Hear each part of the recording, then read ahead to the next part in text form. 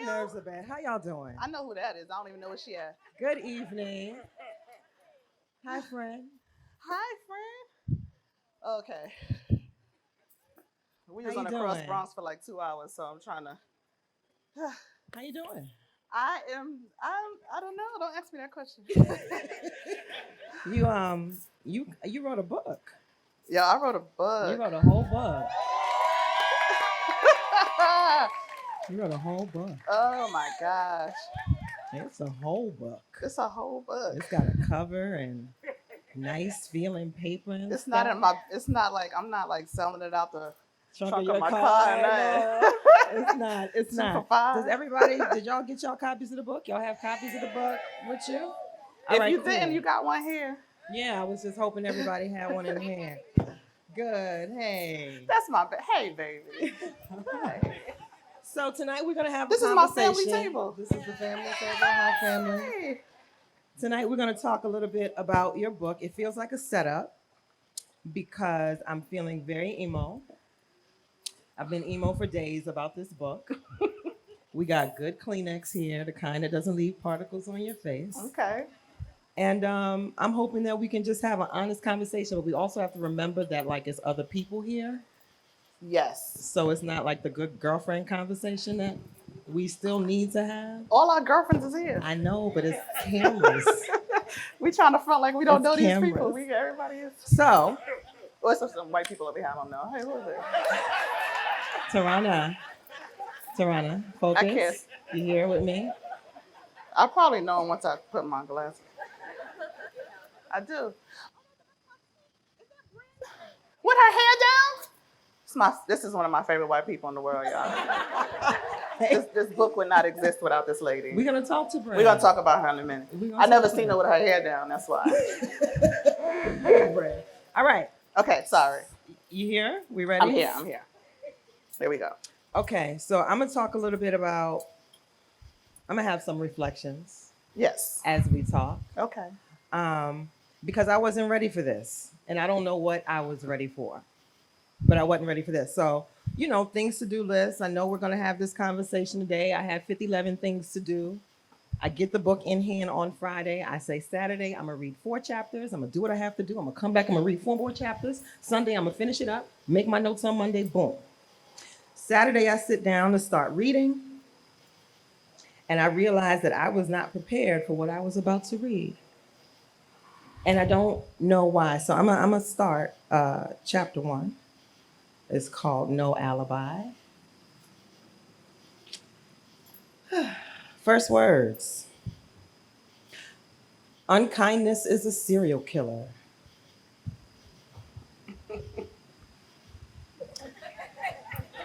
Here we go. I'm officially at auntie age. Hold on now. We're going to get mine out. Okay, wait, hold on. All right. Death in the flesh sometimes seems like a less excruciating way to succumb than the slow and steady venom unleashed by mean-spirited, cruel words and actions that poison you over time. I guess that's why I can't stand the old children's rhyme, sticks and stones may break my bones, but words will never hurt me. Every time I hear it, I think to myself, that's a lie. You can dodge a rock, but you can't unhear a word. You can't undo the intentional damage that some words have done on your mind, body, and spirit, especially a word like ugly. There's a funny way that some people interact with those they deem physically unattractive. Usually they stare for about half a beat too long. When they are noticed, they smile a small, guiltily fading smile. Then their eyes dart away and their posture falls into an unsettling mix of toddler and chimpanzee, as if they don't know where to move next. Suddenly, they are fascinated by the nothingness over your shoulder. I know this act all too well and have seen it so often that I can spot it in the split second it takes to pass a stranger on the street. I can read the slight readjustments as discomfort churns through their body. There is just a millisecond of disgust, sometimes offset by embarrassment, and then, if confronted by my brief, unrelenting stare, guilt. I know this because I'm ugly. At least that's what the world finds new ways to tell me every day. Now,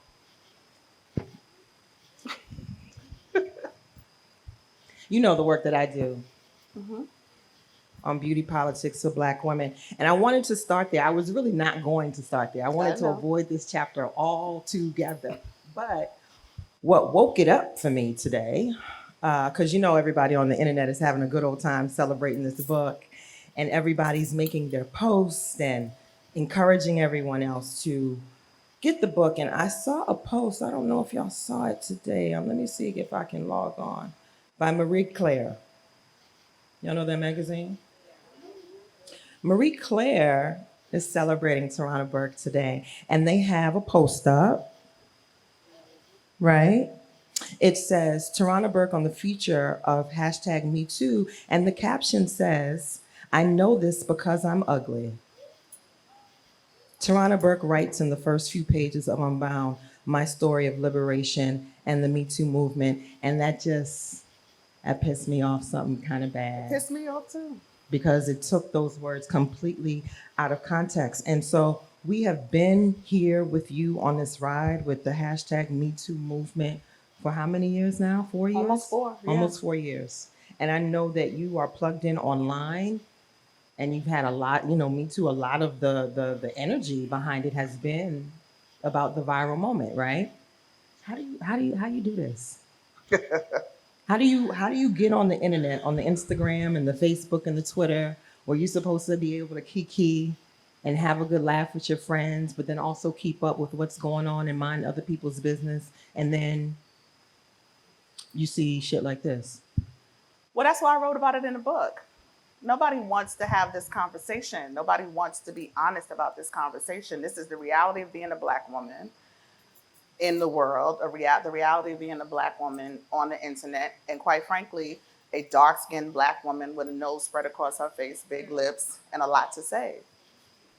People would rather talk about what I look like than what I do.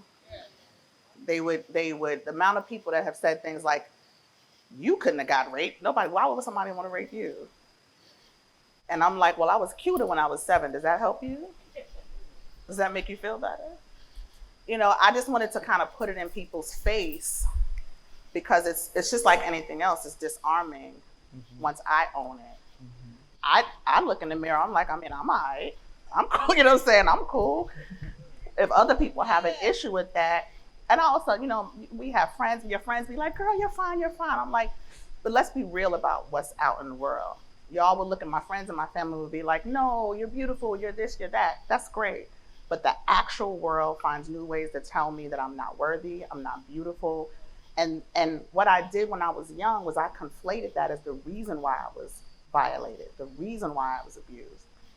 And I think that's what happens a lot of times when you are dealing with multiple things at the same time.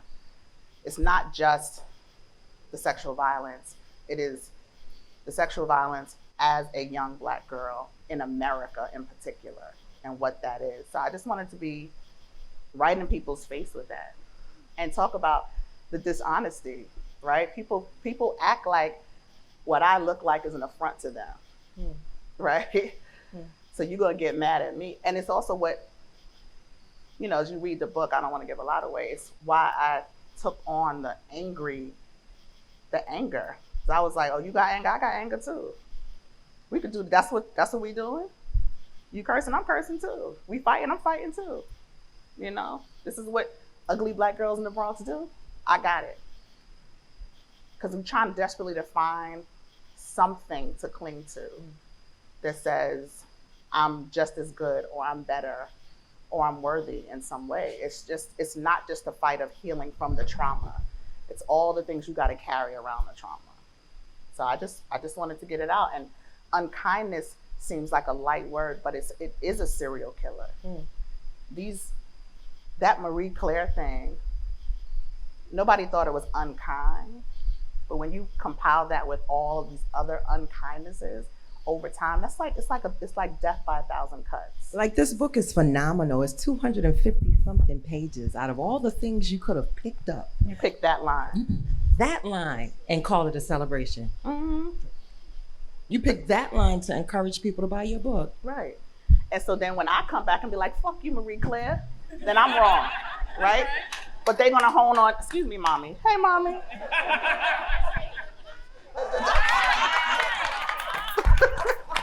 Yay, mommy.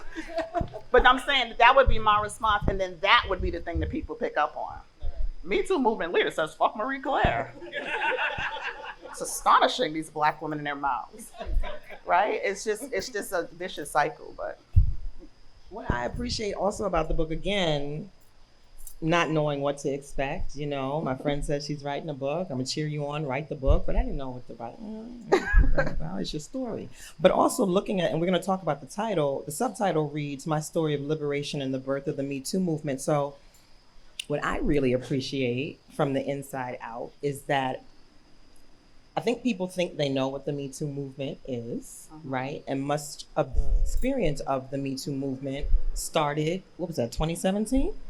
2017, yeah. Started in the fall of 2017 with the hashtag going viral, you being thrown into the spotlight, and very much associated with white women. Oh, yeah. Right? And so this moment of you writing your memoir, what I appreciate is that you didn't spend a lot of time talking about that. You talked about a little in the beginning, you brought it back in the end, but in the middle is a black woman's story. It is a, what Mama Ntozake gave us, it's a black girl song.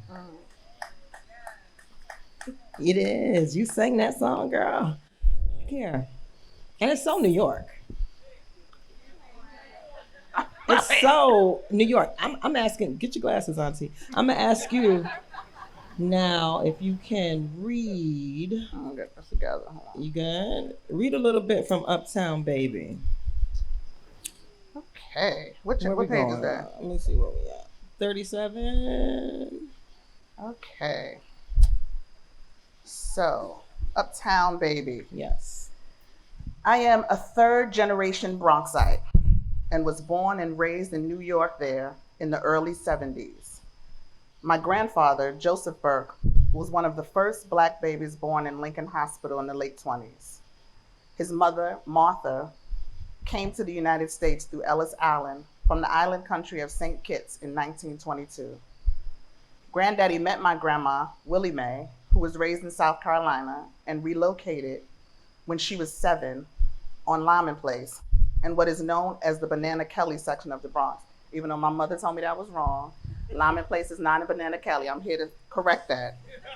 That was my mother's, when she read the book, she was like, I have to tell you that Lyman Place is not Banana Kelly. You got that wrong.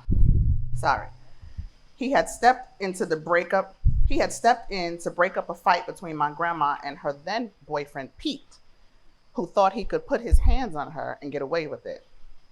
As the story goes, my granddaddy stopped my grandma from going upside Pete's head after he raised his hand to hit her. She had grabbed a broom from the storefront they were standing near and started wailing on Pete. My granddaddy pulled her off Pete, then insisted on walking her home to comfort her. Somewhere between the brouhaha and her front stoop, Granddaddy decided very definitively, as he often did, that she was the one. He told her that he had been drafted to go to war, World War II, but that he would come back for her. Grandma says she paid him no mind and went about her business when he left. While in the armed services, my granddaddy was in an airplane accident that nearly killed him, and he was sent home after serving just 18 months. Once discharged, he kept his word to my grandma and showed up at my great-granddaddy's door asking to court her. She told her father she didn't know who the heck he was. She did, of course, but she wanted to see how serious he was. He came back 3 times before she agreed to go on a date. She went out with him that day and a few days after that, and then, as he would often say, she became his last girlfriend. Let me keep going. My grandparents made a good life in the Bronx. Grandma was a nurse and granddaddy worked for General Motors, which might have placed them in the upper middle class instead of working class if they hadn't had 6 children. My mother was the oldest. My granddaddy was the patriarch and head of household. He was strong-willed and dominant. His word was law and his views were gospel. His golden rule was family first. Burks mattered before anyone else. He and my grandma raised their children to be self-aware and smart like them. He was a self-taught scholar of Black history and gourmet chef. He believed in the teachings of the Honorable Marcus Mosiah Garvey and Malcolm X, among others. And if you were in his presence for any extended period of time, you knew it. We were what some would call a pro-Black family. My granddaddy believed in celebrating Blackness in as many ways as possible. Once, my younger cousin, who was born the day after Malcolm X's birthday, said that he didn't know who the venerated Black leader was. My granddaddy went out on the spot and bought a birthday cake to celebrate Malcolm X. He used the celebration to teach my cousin about our own Black shining prince. My mom, heavily influenced by my granddaddy, was engaged in the Black liberation struggles of the 70s and put me in an Afrocentric daycare where I was learning Swahili and African dance at just 3. Granddaddy believed in telling the truth about America and who we were in relation to it. I wasn't allowed to do things like wear red, white, and blue or participate in the Pledge of Allegiance. What are you pledging to, he would say. This country doesn't keep its promises. As it often does, the patriarchy ran deep in our beloved patriarch. When my mom got pregnant during her junior year of college, family folklore says that my granddaddy was so angry he refused to speak to her for months. There was no evidence of that anger after my birth, though. I was the apple of his eye. My biological father was never part of my life. I have never met him and only have limited information about him. My mother was my primary caretaker, but my granddaddy was larger than life for me from the first time he picked me up. Growing up, the oldest of 6 kids in the 50s and 60s more than prepared my mother for raising a child of her own, even in an often unforgiving city like New York. But the Bronx was a different animal. You could read a little more. But we can stop. You can talk a little bit, right? Okay. Because from here you go on to describe the Bronx as the world would know it, right? And the image of the Bronx and what the people thought of the Bronx. But where I wanted you to go is right up until the point where you talk about that, but you juxtapose it to the sense of community, right? And what community meant. But where I was trying to get you to go is right before you start to describe your relationship with Mr. West. Mr. West. Right? Who your mother had a relationship with, who was a father figure in your life. And I wanted to go there because you talk about the patriarchy a bit when you describe your grandfather's personality. Again, telling your story of survival, right, and resistance. And again, thinking about the ways in which people think about the Me Too movement and whatever it means to be a survivor of sexual violence and the gender politics of that, right? A lot of times in our discussions of sexual violence, men are positioned in a particular way, right? Oh, yeah. Predators, pedophiles, the offenders, and that's real. And oftentimes our relationship to them is survivor versus, right? So that if we're telling our story, the presumption is that men are going to be cast in a particular way. And the thing I love about your book is that it does so much teaching, but it's not like new information teaching. It's like wake it up in your spirit teaching. Like, have you thought about this teaching? Tell us a little bit about Mr. West and why your 7-year-old self didn't tell him your truth. So, Mr. West was, I consider myself as having several father figures, but Mr. West is one of 2 main ones, right? He's my stepfather. Raised me from 3 years old, the apple of my eye, the love of my life. My Uncle Neil's right here. He's one of the other ones. But Mr. West was just, get some tissues out of here. I'm trying to help you out. I'm not. All right. The thing that you're getting at is that there were not the Black men in my life, and this is what I try to tell people all the time. I know amazing Black men. The blessing of my life is that I just know the most amazing Black men, starting with my granddaddy, my uncles, Mr. West. And so it wasn't a fear. Oftentimes when you hear people talk about their experience with sexual violence, it's about their fear of not being believed. Right. My fear at 7 years old wasn't that I wasn't not going to be believed. It was that I was going to be believed. I was very fearful that Mr. West would believe me if I came to him because he was such a fierce protector that he would believe me and that he would put everything on the line for me, that he would risk his life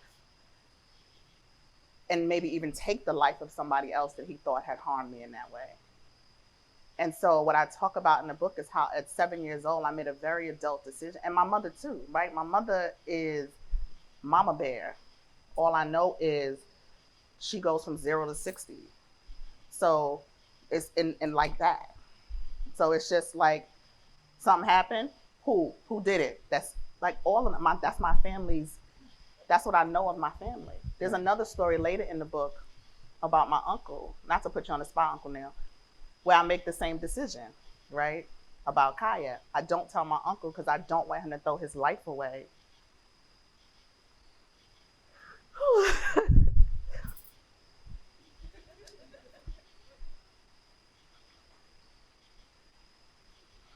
The black men in my life protect me. The black men in my life stand up for me. If I'd have told Mr. West at 7 years old what that boy had done to me, he would have surely got his pistol, and I knew where his pistol was at 7 years old, up in the closet, up in the little clip, the little hook right there. I knew. If I'd have said to my mother when I came in that house, her and Mr. West, everybody knows this funny story I told online about my mother coming to the supermarket, right? Y'all laughed at that story in the thing. My mother and my grandmother coming to the supermarket and my mother punching the man in the face who smacked me. Everybody was laughing at that, but that's real. My mother broke that man's jaw for smacking me in the face. Like, we all black and we clapping, but that's against the law. People go to jail for that. And one of the things I was raised knowing was about consequences. I knew what consequences were very early on in life. And so I didn't want those consequences to fall on me. Not for me. I felt like I had done something wrong. And I had broken the rules. And I didn't want Mr. West to go to jail and be gone because I had done a bad thing. I didn't want my uncle to he was a teacher and had children and was thrown. I didn't want my uncle to go to jail.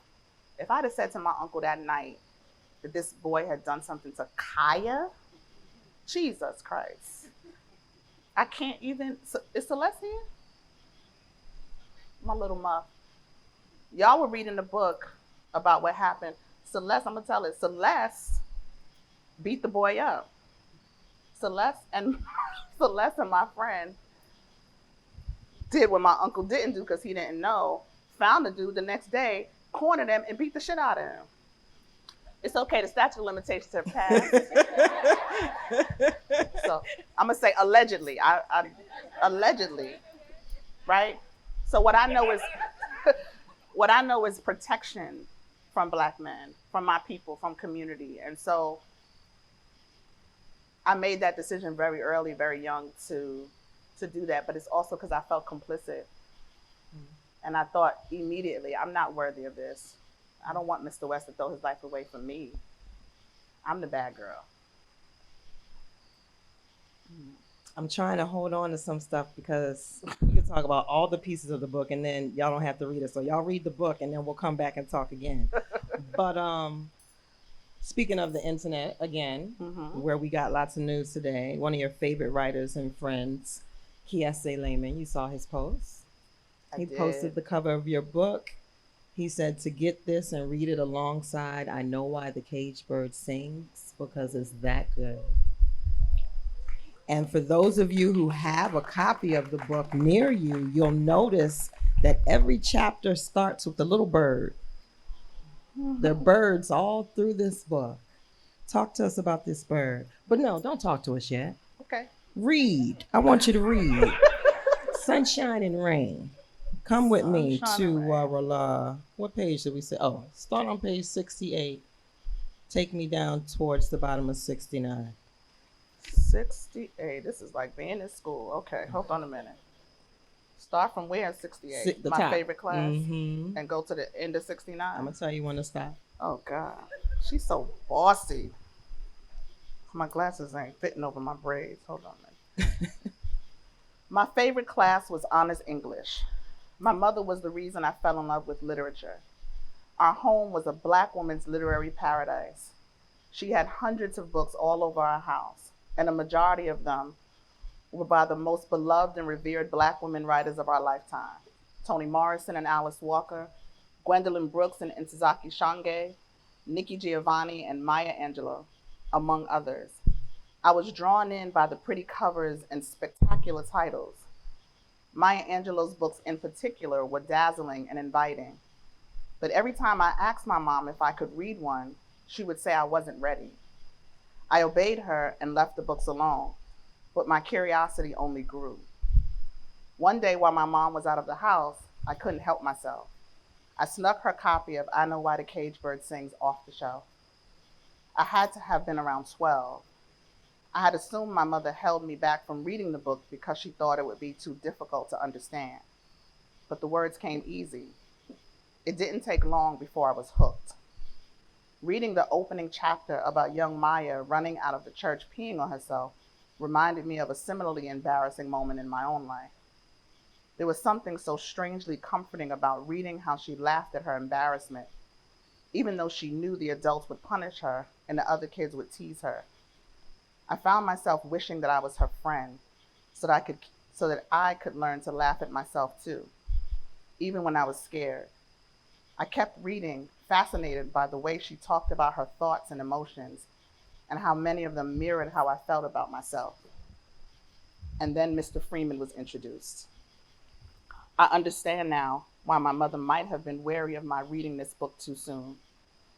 Maya Angelou wrote of being molested and raped by her mother's boyfriend when she was 8 years old. My mom, who had no idea that my life was being mirrored in this book, likely didn't want me to read it in an attempt to protect me from an ugly reality I had unfortunately already experienced. Instead of being horrified and compelled to ask incessant questions, I was being introduced to a truth that would forever alter my life. My 12-year-old mind had not understood that this was a thing that happened to other girls who were innocent. I thought it was just me, or at least girls like me. I thought I was the kind of girl who bad things happened to. When I read about what happened to young Maya Angelou, I was able to read her as innocent in a way I didn't allow myself. Maya was decent and nice, and it seemed egregious that God would have allowed something so horrible to happen to her. It was the first time I ever realized a little girl like her could have gone through what I went through. I finished the book and kept what was now in my mind our secret. To my 12-year-old self, Maya Angelou was just another name on my mother's bookshelf. She wasn't Dr. Maya Angelou, the esteemed poet, author, activist, and all-around legend. She was a lady who wrote a book that shared my secrets. She was my confidant. I no longer felt alone.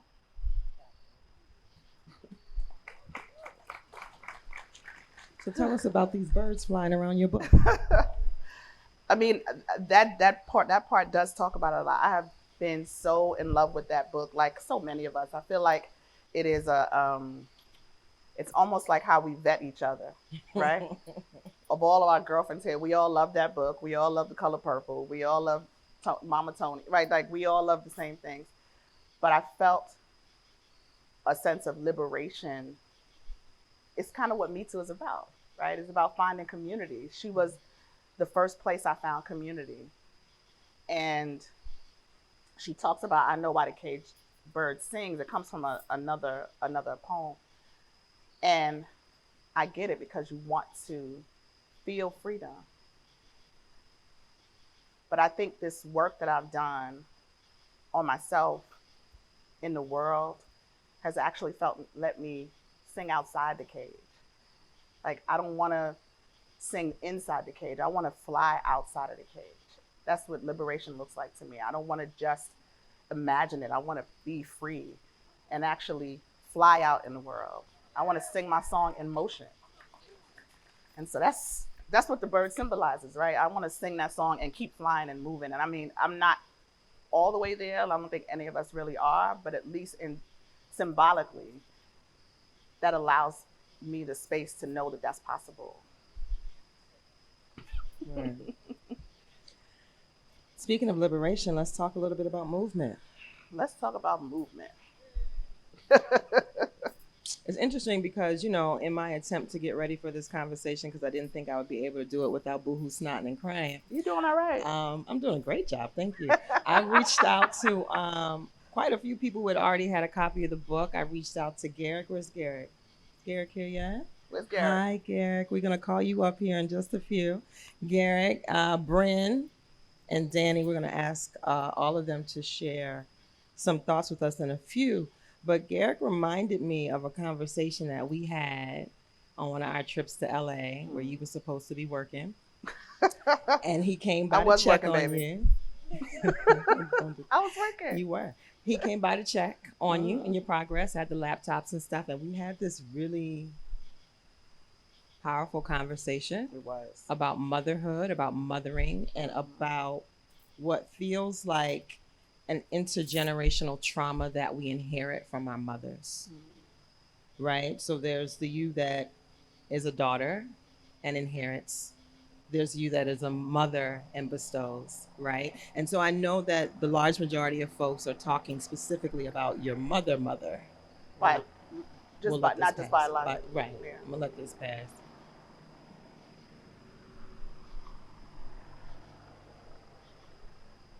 So that folks hone in on that singular type of mothering, right? Your biological mother, and wanting to understand the relationship between you and her. I want to focus on one of your other mothers that you talk about in the book, right? Particularly in the context of movement, right? Because so often we talk about mothers of the movement, we talk about sisters in the movement, we talk about the role of women in the movement. And you had a particular experience with a woman named Miss Saunders. Miss Sanders. Yeah. Miss Sanders. Tell us a little bit about mothering in the movement. Where's Celeste? Is Tasha here? I need my people. April's here? Okay, good. I need the people here to know. So I joined an organization called the 21st Century Youth Leadership Movement when I was 14. And it absolutely changed my life. And you'll read in the book how that happened. And a big part of how that happened is because Miss Sanders, Rose Sanders, or Fire Rose Teray, she's a phenom. She really is. She is, I had never met, and I don't think I have since met a person like her. She's little in stature, right? She's not that big of a woman. Maybe 5'3", 5'4", like you. But sorry. Average height for a Ghanaian woman. Yeah. Thank you very much. But she was the first person to validate me as a leader, right? My family had given me all of this wonderful grounding in who I was as a Black person and all of this information. My family helped me be able to recognize injustice. Miss Sanders helped me understand I could do something about it. And I could do something about it now at 14, right? She didn't say, let me train you, and one day when you finish college, you can do. She says, right now, what do you want to do? Right now. And I was exhilarated by that. And it was amazing. It was like, I will follow you anywhere. I wanted to please her. I wanted to show her that I was also, and I think a lot of young people go through this, right? I was also going through feelings of being unworthy. And she made me feel worthy. And she showed me how movement made me feel worthy, not just her as an individual, but it gave me something to pour into, right? Now I have this thing. People say, you find your voice. It wasn't really that, but I tapped into something. She said, speak up. You can speak up. I spoke up and people listened. And I was like, ooh, okay. I'm going to keep doing this, And so I moved to Selma. She helped me get into college. She helped me. She just guided me in so many different ways. She definitely, other than my mother and Miss Ann, who is also here somewhere. Miss Ann. Isn't it odd that both my mama's names is Miss Ann? She's the other woman in my life who I counted as a mother figure. And you know, until you're a parent, you don't realize just how human your parents are. And just how, you know, I'll never forget one time when I overheard Kaya outside playing with a friend. Kaya must have been like 6 or 7. And they were arguing back and forth with a friend and about something. And then Kaya stood up indignant and said, "Yes, it is, because my mommy told me." And I was like, "Oh, shoot. You basing up because I told you something?" I don't know nothing. Like, you know, it's like how much you believe in your parents because you think of them as superheroes. And I thought of Miss Sanders as a superhero. And so the ways in which I found her to be human and flawed were devastating to me. But not just to me personally, I think they're also indicative of how we pour into people in movement. We talk about the what is it called? The singular, y'all know what I'm talking about. What is it? Singular person, charismatic, thank you. The charismatic leader kind of thing. And we kind of like put people like Dr. King on a pedestal and all of that kind of stuff. It's so dangerous. And those people are human beings who are just trying to figure it out as well. And if you are narcissistic, if you have a crazy ego, the people dealing with all of that too. And so the bottom line is Miss Sanders really broke my heart. At the end of the day, she broke my heart. She continues to break my heart, if I'm being honest.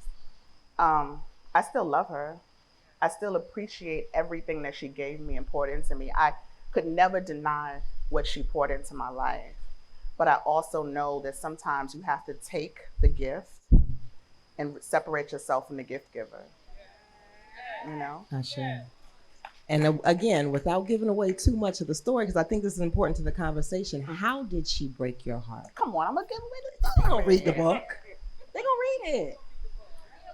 Simple sentences. So the other part is, the reason why I tell the story of why she broke my heart is because we talk a lot about the culture of silence in when we talk about sexual violence in our community. In the communities of color, we have a huge problem with a culture of silence for many reasons. We don't talk often enough about the culture of complicity. And I think the culture of complicity happens in a lot of ways. Some of it is very direct, and some of it is indirect. And it dovetails with that culture of celebrity, and so for instance, in the book I talk about Reverend James Bevel. Y'all gonna read it anyway, so I might as well talk about it. A lot of people don't know who he is, but those of you who do know, he was a chief lieutenant of Dr. Martin Luther King.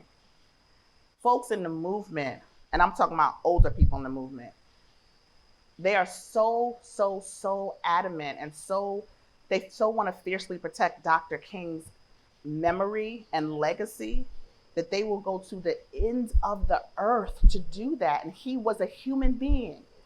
He was a human being who did great things, but he was still human. And we're not even talking about him. These are the people around him. James Bevel was brilliant. He was the architect of the movement. He is the architect of the Children's March in Birmingham. He is the architect of the Selma to Montgomery March. He was even the architect of the Million Man March. And he was also a serial pedophile and child molester. He raped 7 of his 9 daughters. This is not innuendo. Ain't nobody taking me to jail. Go Google it. He was tried and convicted. But you see how many people probably don't know that? Because it came and it went. It was a news story. It predated social media by it happened in 2007, 2008. So we wasn't quite tweeting and Facebooking and I think MySpace. It wasn't quite hitting. Things wasn't viral back then. So it didn't spread like it would have. But I was living through it. And the people in Selma, including Miss Sanders and some members of her family knew about it, found out about it, and did not ring the alarm in the community. Now, the reasons why they didn't do that, I have my theories. But at the end of the day, it doesn't matter because you didn't do it. And it to me, the reason why I include it in the book is because it paints a picture of this culture of complicity where you would rather protect the legacy of this person, or even like, I don't even know if it was about him as much as it is if that comes out, what does that say about y'all and your relationship to him and all the rest of that? All of those questions that come up in your spirit before you go run and tell, that's the problem. Right. All of that, like, oh, wait, what if this happens? What if that happens? My child was around this man. Miss Ann's baby was around this man. Their children were around this man. And so it was something that I needed to talk about. Also because I felt guilt around it myself. Because by the time I found out, it wasn't much we could do. Me and Miss Ann found out at the same time. It wasn't much we could do about it. And it's also part of the kernel that started me too, right? Because I was like, I'm dealing with these girls in my program who are experiencing sexual violence. I felt like I didn't have enough experience. All I had was my own experience. I'm an organizer. I knew something was wrong with this man. I knew he was creepy and he wasn't right. And at least I felt like, you know, when that thing come up in your spirit and like, this man is chestery. You know, it ain't right. You just be like, come here. I don't want these children around him. So we got the kids away from him because it just wasn't, I didn't want that on my head. So I got the kids away from him before, you know, but I just felt like, I don't know, whatever. I just felt guilty. But that made up my mind that if I'm an organizer, I need to be who I said I was going to be. These skills that I have need to be used for something else. Why? How is it that I have kids in my program? If I have 75% of the kids in my program are dealing with sexual violence, how is this not a problem that we're not organizing around? It's how? We respond to everything. We respond to gun violence in the community. We respond to voting issues. We respond to every other political ill in the community. But you're going to tell me that if I have a class of 40 little Black girls and 35 of them can say me too, we don't have a community problem? We got a problem. So it's time to do something about it. That was and Bevel he just added insult to injury. I think I felt guilt because I didn't confront Miss Sanders. What would that have looked like? I don't know. Or what would that have done in like the way that you feel the guilt, you know? What do you think it would have done or undone? I don't know. I'm just saying, this is just, you know how psychological. I just think I felt that was the guilt I felt because I didn't confront, I just left. I got my baby, we packed up and we got out of Dodge. Tasha had gone, April and them had gone, Celeste had gone. And I was just like, I'm out. I can't do this anymore. My uncle had told me to leave some years before. I just left. But I think that's where the guilt came from.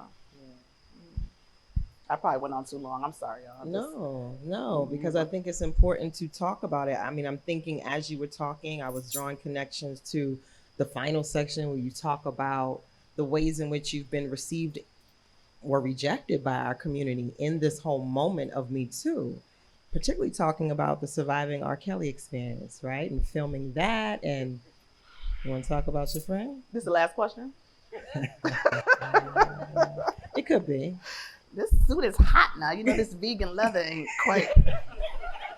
We won't have to go there, but I'm just drawing a connection. No, it's true. Right? It's absolutely connected.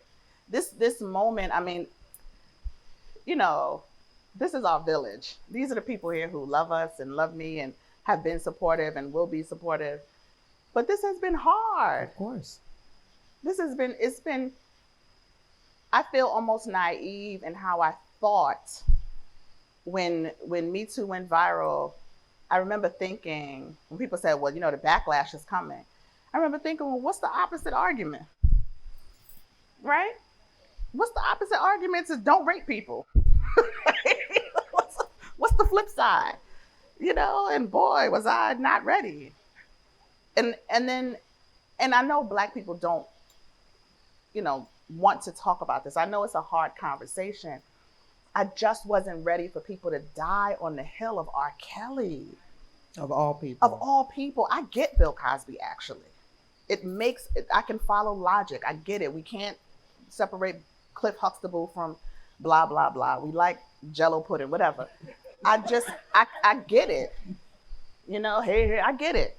But I don't understand R. Kelly. I don't even understand Russell Simmons. What? This is what I'm saying. What? This is the hill you want to. This is my thing, and I say this in the book. This is going back to the Black men in my life the amazing Black men. What I thought would happen is that this would give Black men a chance to say, this is not who we are. These men don't represent us. Men like R. Kelly or Russell Simmons or Bill Cosby need to be outside of the community, even if you don't want them to go to jail. I get that too. But sometimes we got to put people outside of the community. Sometimes we have to find ways for them to be accountable away from the people that they are harming, right? Because they don't represent us. I wanted Black men to be like, we love and want to protect our women. Remember that? I know I'm from the 90s, to love and protect and respect the Black women. Come on, Akiba, I know I'm very brand Nubian with it, but I thought that that's what was going to happen. And instead, they were like, free R. Kelly? But neither one of y'all will let him babysit your baby. So it's just, there's something about the lack of nuance. There's also not enough conversation, right? Right. We are in the Black community, sexual violence has been weaponized against Black men for decades. We know that. But you know what? I can go around the room and all of us can name Emmett Till. We can talk about everything from Emmett Till to Brian Banks. We know the stories of Central Park 5. Mm-hmm. But we don't know the stories of how it was weaponized against Black women.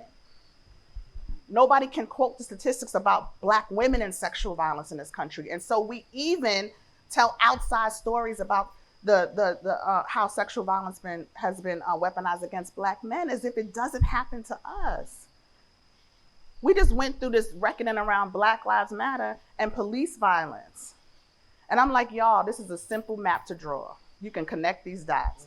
If you know that, y'all know what I'm gonna say, right? I'm gonna say it anyway. If you know that Black people have adverse relationships with the police, Black people have adverse relationships with the police. Black people are being killed by the police with impunity. We know that. That's why we have Say Her Name. Black men are being killed. Black women are also being killed. We know that. Police harassment is the number one complaint against police in this country. It's the number one complaint against law enforcement across the country. Is what do you call it? Tell me what it is. No, the first one. Harassment and excessive force. That's what I was trying to think of. Sorry. Okay. I had a shot before I got on stage, so I've just, thank you. Excessive force and harassment is the number one complaint against police in this country. Don't laugh at me, family. It's not nice. Trying to hold my liquor. This is being taped. People gonna pay for this later. So my nerves was bad. Anyway, excessive force is the number one complaint against police in this country, right? The number two complaint is sexual violence. So if Black people have adverse encounters with police, number one and number two both include Black women. But when we say Black Lives Matter, we really mean Black men's lives matter. That's all I was trying to get to. I know that was a long way around. But people were saying to me last summer, this is not a Me Too issue. Why are you talking about this? What's the word the kids say? They told me I was trying to get clout chase. I had to ask Kaya what that was. What is that? I'm trying to clout chase? What's the clout? That's ridiculous. I was on the cover of Time magazine. I don't need your clout.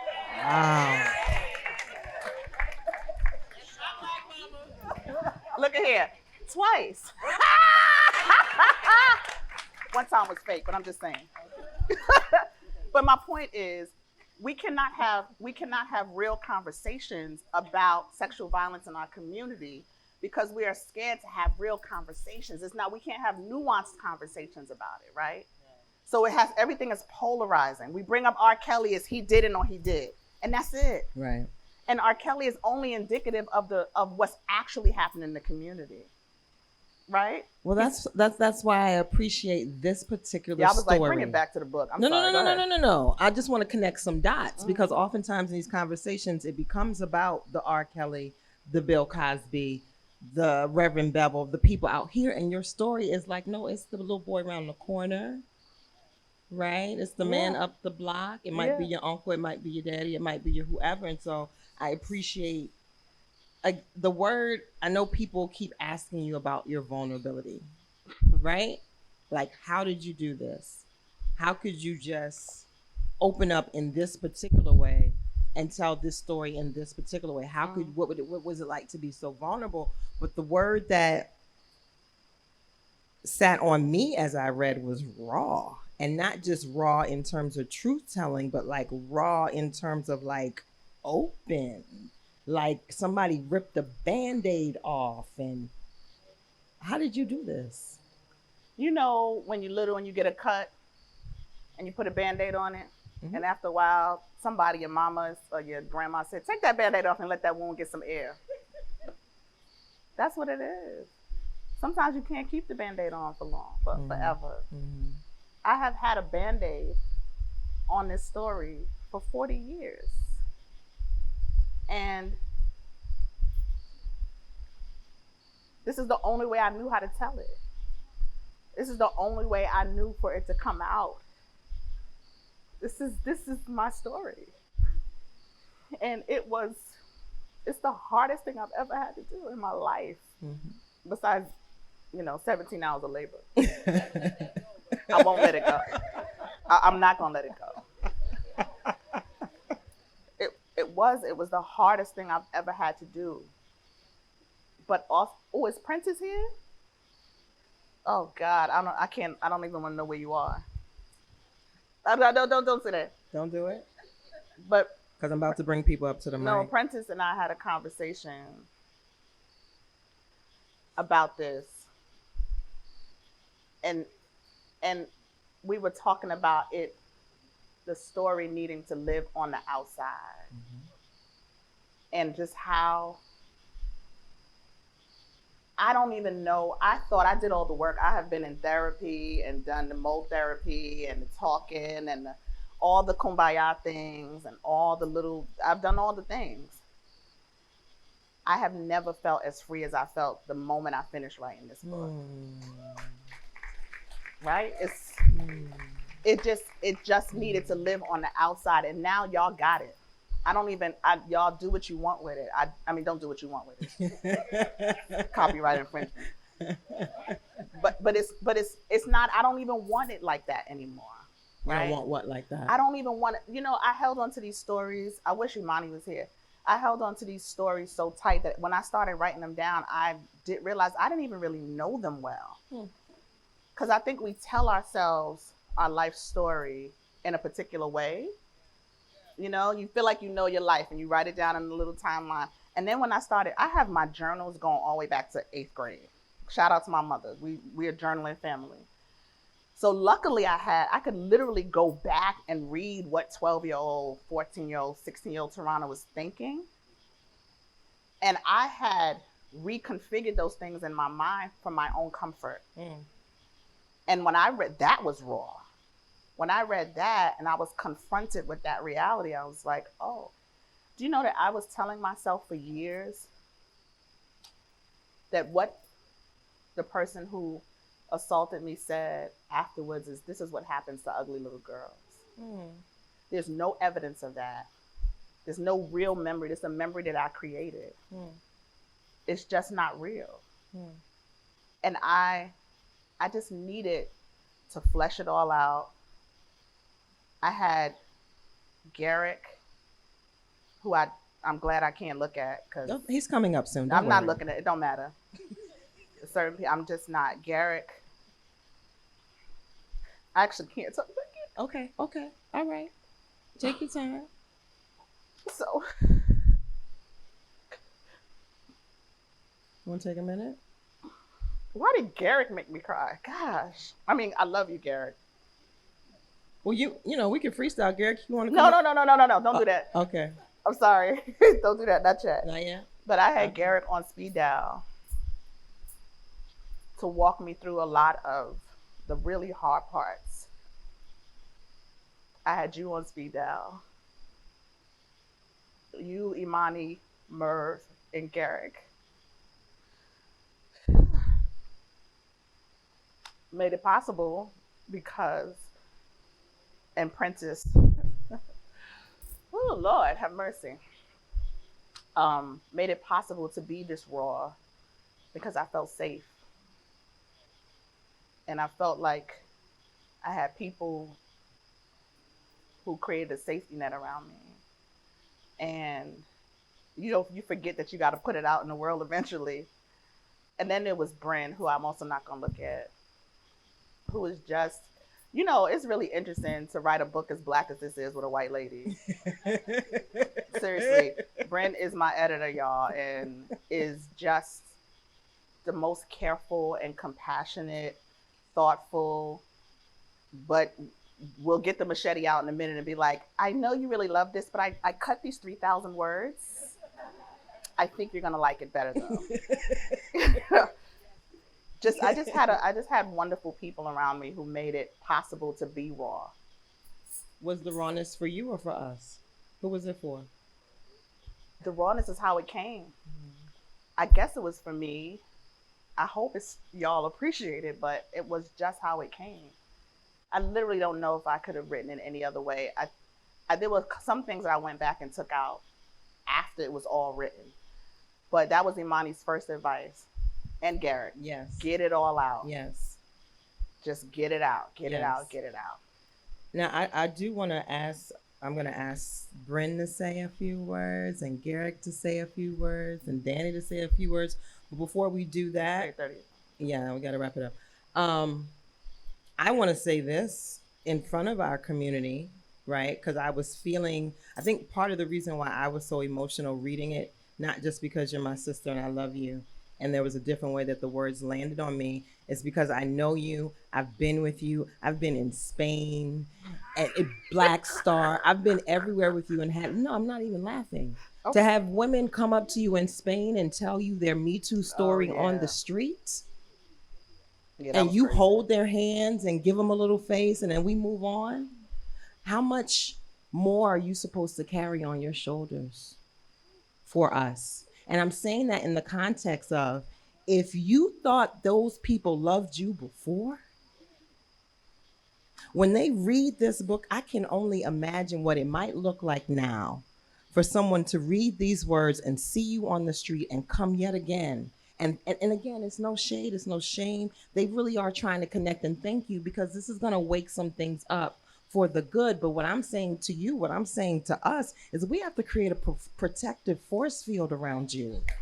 You cannot you have given us enough with these words. It's not your responsibility to hold our hand and walk us through them. I love you for that. I do. And I appreciate the way that a lot of y'all form like Voltron around me. No, but no, okay, and I have to say, there's something, a lot of y'all know I've had these conversations. I have banged my head against the wall trying to figure out why this happened to me, right? I know people who do this work. I know dope organizers, just amazing people why did this happen to me? And the only thing, You said put it on the outside. the only place that I can land is that this is my assignment. And people, I think about Bassi. Bassi has a poem where she talks about the courage that people accuse her of. People often accuse me of being courageous, but I really feel dutiful.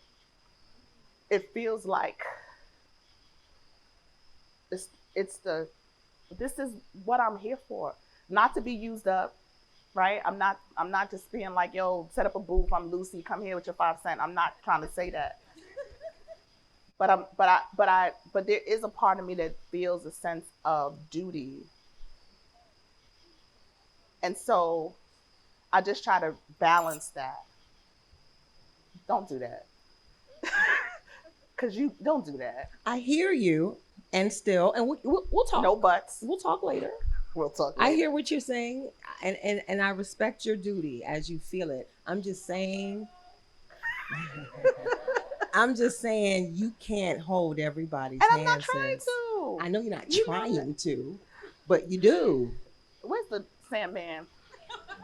That's all I'm saying. We can talk All right. about it later. I just wanted witnesses to know, right? That she's gonna smile and she's gonna say my thank baby. you. Hello, my dog.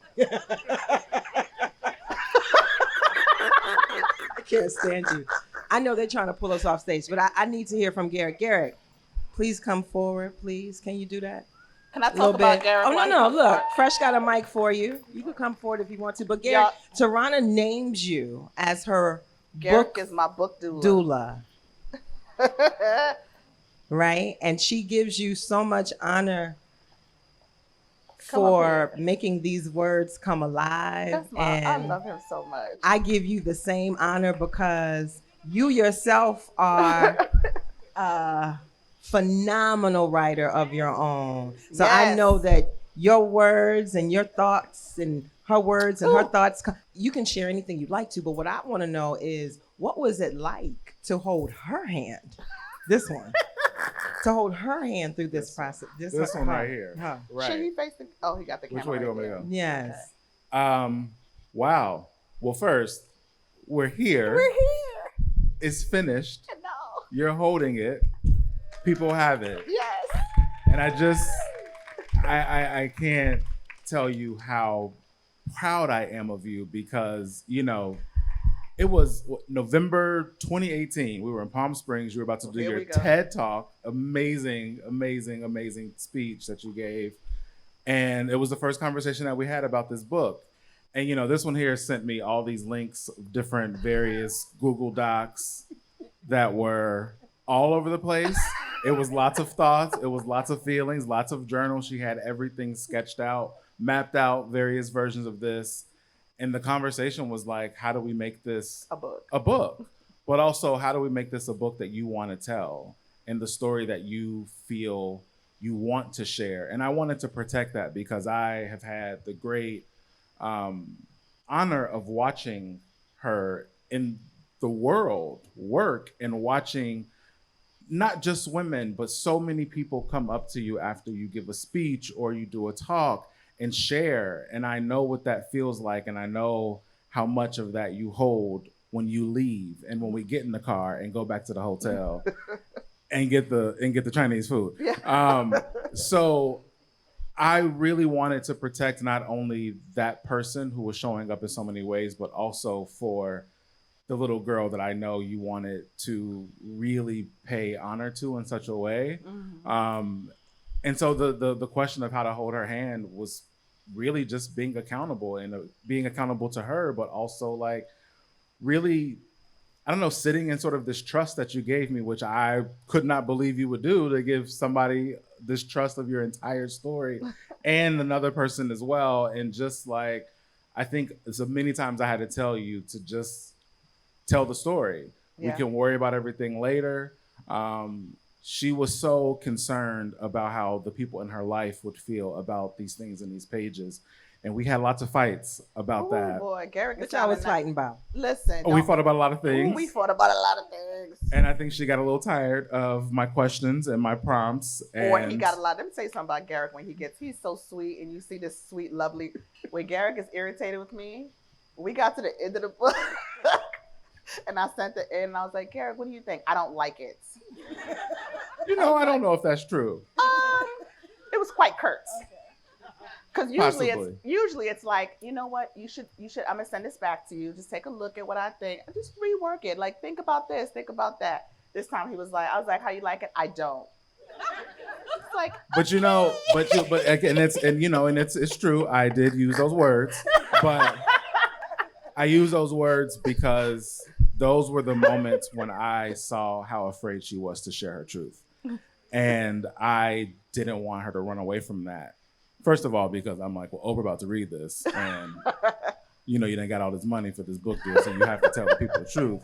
But also because I know how much you wanted to free yourself and free everybody. And what is in this final book, I am so proud of, but I am also so happy that you did it. Because there were times where I was like, it was late night, and it's like, I don't know if this is gonna make it. Yeah. I can't, we should just tear the whole thing down. Yeah. You had the manager being like, somebody's gonna have to write a book. Yeah. So somebody's Shout gonna out have to to figure it Mervyn. out. Yeah. Merv, aka Merv. AKA Let me tell you something. Merv's Merv. role would come in with the text message. So let me tell you what's gonna happen. We need a manuscript. So I can come in and manage this, or you and Garrick could get this together. I'm like, we're working on it. Okay, because I can hire some people. I'm like, And she was very adamant. She was not She was going adamant. the ghostwriter No route. ghostwriter. No, She was Wrote going to this write whole her own thing. book. How does it look to have somebody ghostwrite your life? I mean, no shade to Yeah, people who- take that back. Well, It if you're a writer, I should say. It happens. Well, let me just move on. Okay. Let's move on. Let's move on. Before I ease out of the center, just Exactly. one last thing I wanted to say is, one, please get this book, please read it, but also really love this woman for what she has done and for what she has given the world and what she continues to give, even when she's tired, even when she doesn't want to do any of it anymore, and you still keep giving. And I am just so excited for the next thing. It does say the first memoir, so maybe there's more. I saw that. But I want you to consider I that saw deeply that. because you didn't survive this one almost. So lady. I am very proud of you and I love you so much. Can I say one thing real quick? Yeah. Garrick has a book coming out. Yes, he does. Garrick, for those who don't know Garrick Kennedy, he is a decorated journalist, formerly of the LA Times. Now he writes for all kind of things. He does all these cover stories. And his book is about Whitney Houston. It is the definitive book on Whitney Houston. Amazing. It drops, come on. I mean, February 1st, but if you want to just write that as the blurb to send for me to the email to send to the publisher, Yes. and that's it. Yes, Thank you. thank you. Bryn, can you jump up here real quick? They looking at me like, hurry up, Yaba. Okay. Come on, share something. Bryn is Tarana's editor. Yay! Fresh has the microphone. Bryn, what was it like to hold Tarana's hand through this? Oh my God. Look at Bryn I'm all so dressed used to up. being behind the scenes or on Zoom. know. Hi. I haven't even Congratulations. seen this. Me touching Bryn's hand. We haven't seen each other since that Since day. the first meeting. That's incredible. Yeah. Yeah. I think holding Tarana's hand was more of an exercise. Sorry. Is this still on? Okay. Holding Tarana's hand was more of an exercise in keeping up with you.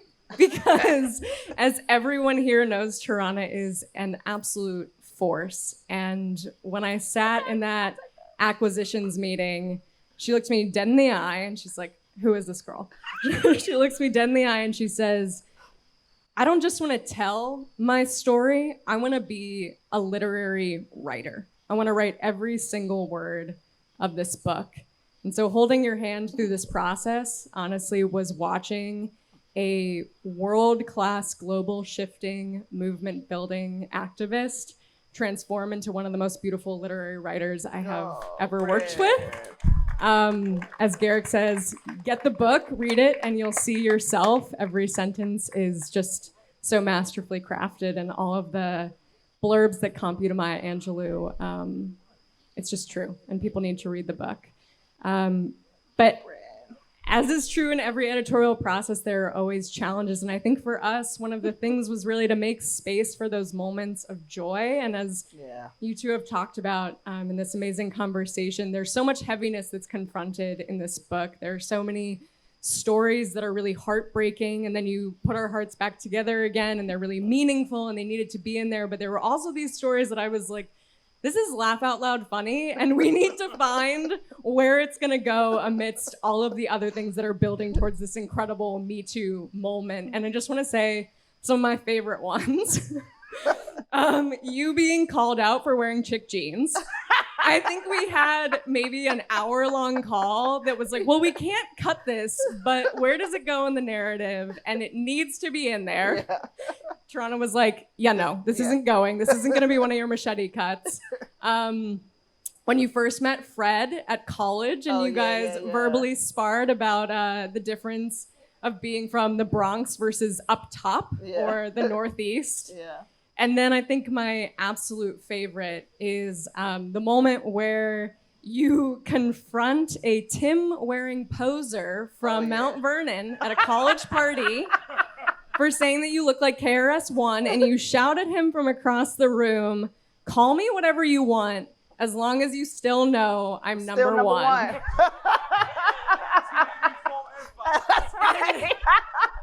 And all those things, I mean, again, laugh out loud funny, but it was so important, even though it was challenging, to get those moments in there because they speak to the complexity of trauma and how much people's stories are varied and the waves that we go in and out of in life and the depth of humanity. And that's exactly what the Me Too movement is about. And I'm so thankful that we got over those hills and we got those things in there. Amen. And congratulations on this amazing book.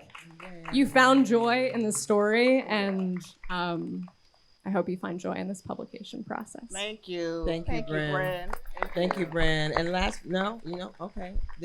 It's time. Okay, y'all over it. Okay, give thanks. So, if you have a glass in your hand, yes, I'm gonna come to it. If you have a glass in your hand, let's toast Tarana. Oh, a real one. Okay. Brown liquor, so you know it's real.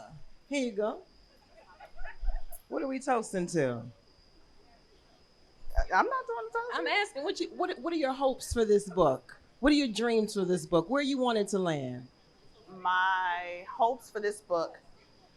Well, in the beginning of the book, I have a dedication. Yes. And the dedication says, for Melinda, who never knew freedom.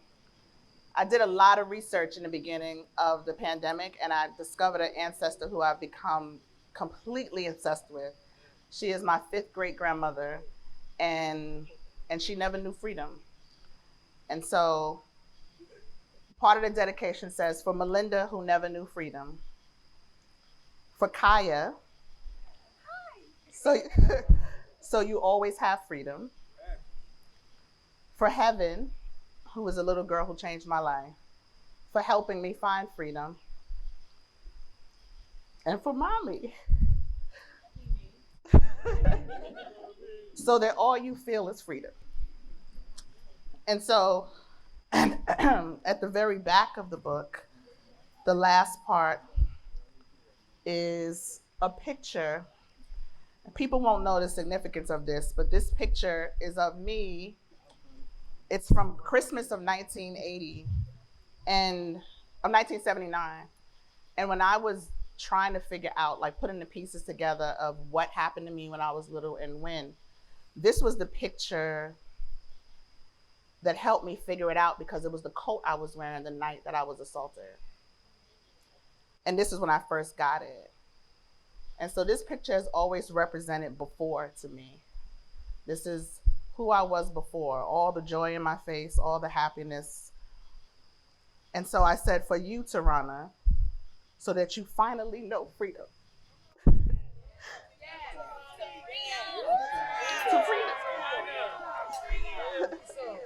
Congratulations!